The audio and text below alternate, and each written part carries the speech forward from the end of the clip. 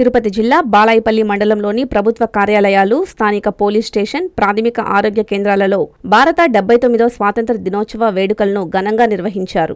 అధికారులు, సిబ్బంది ఉత్సాహంగా దేశభక్తి గేయాలతో ఘనంగా జాతీయ జెండాను ఆవిష్కరించారు. అందరికీ స్వాతంత్ర దినోత్సవ శుభాకాంక్షలు తెలుపుతూ అనంతరం పిల్లలకు చాక్లెట్లు పంచిపెట్టారు. జాతికి అంకితమైన నాయకుల వీరగాథలను వివరించారు. ఎంపీడీఓ కార్యాలయం నందు ఎంపీడీఓ డీజే వినీల్ కుమార్ జెండా వందనం కార్యక్రమాన్ని నిర్వహించారు.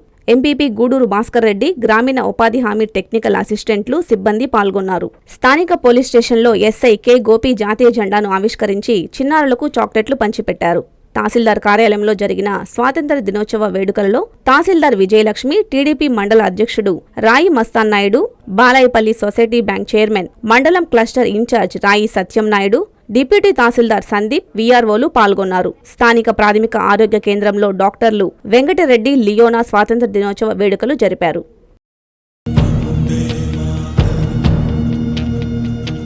స్వాతంత్ర దినోత్సవ శుభాకాంక్షలు. మా విద్యార్థులకు, వారి తల్లిదండ్రులకు, మిత్రులకు, శ్రేయోభిలాషులకు 79వ స్వాతంత్ర దినోత్సవ శుభాకాంక్షలు. Mount Litera group of schools, మా బ్రాంచులు Lakshmipuram, BV Nagar, Dhanalakshmipuram, Balajinagar, children's park, Nellore.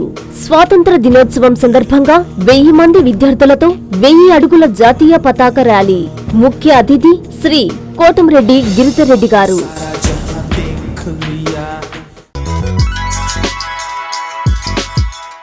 Hi Nilor, please subscribe to N3 TV.